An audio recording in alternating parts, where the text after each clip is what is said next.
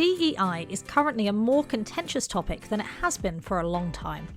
Given the field is rooted in people and our identities, which are very personal experiences to each of us, it's understandably the cause of strong feelings from all corners of the conversation. But in order to do what we can to continue including people without causing pushback, first we need to put personal opinions and emotions to one side and look at the textbook version, in order to appreciate the objective nuances of the situation and work out how better to navigate constructive conversations in this climate.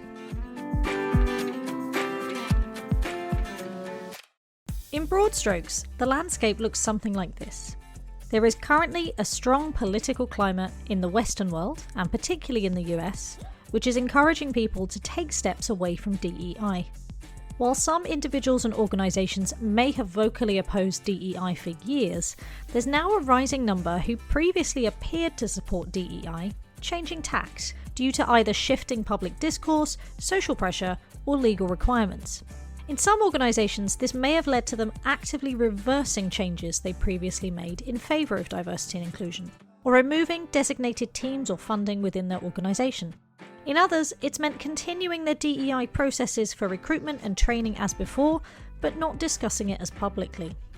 For those organisations and individuals that have persisted in putting DEI at the public forefront of what they do, they are finding themselves under increasing scrutiny from some voices in politics and on social media. And for those marginalised groups that have traditionally been most supported through DEI measures, many have found themselves on the receiving end of backlash simply for existing.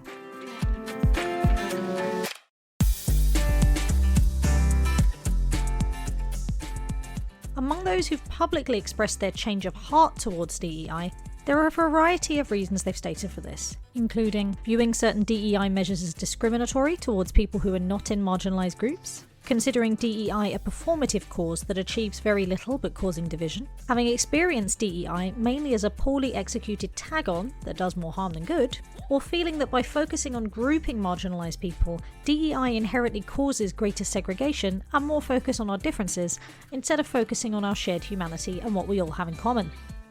On the other side of the discussion, many who support DEI believe the movement and its practices promote celebrating difference, while working to ensure that any barriers to progress on account of those differences are minimised. Some commonly targeted areas to do this include looking at employment proportionality, pay parity, legal and regulatory protections, creating identity-based communities for support, and creating awareness regarding certain shared experiences or cultural practices. Many DEI practitioners believe that measures and techniques used at present are best served to create a fair and inclusive society, although even among the DEI community there are often disagreements about the effectiveness and the performativity of some of these strategies.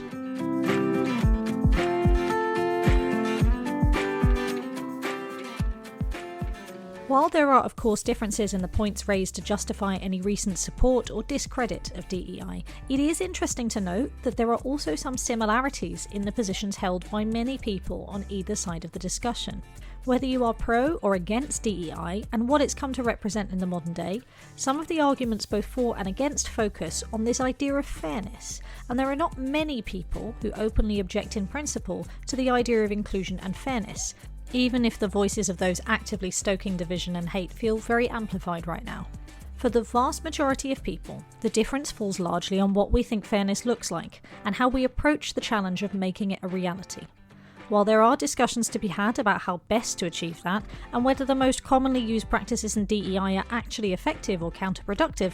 promoting inclusion itself is not at odds with many of the newer public objections and backlash that DEI is currently facing. At its core, a desire for inclusion is driven by a desire to create a fairer society. While the discourse surrounding DEI is so heated that it feels impossible to navigate, perhaps the most constructive way of advocating for inclusion is to direct our attention towards this fairness aspect at the heart of the discussion. Instead of putting the focus on the loudest and most polarising voices, who we are unlikely to ever speak to directly in most cases, perhaps we can start by reframing the conversations with those close to us, whose opinions may not be as different from our own as we initially think or assume they are. In focusing on how to reach this idea of inclusion via fairness, which is already at the heart of what many of us want, maybe we can start to build bridges across this very divided landscape.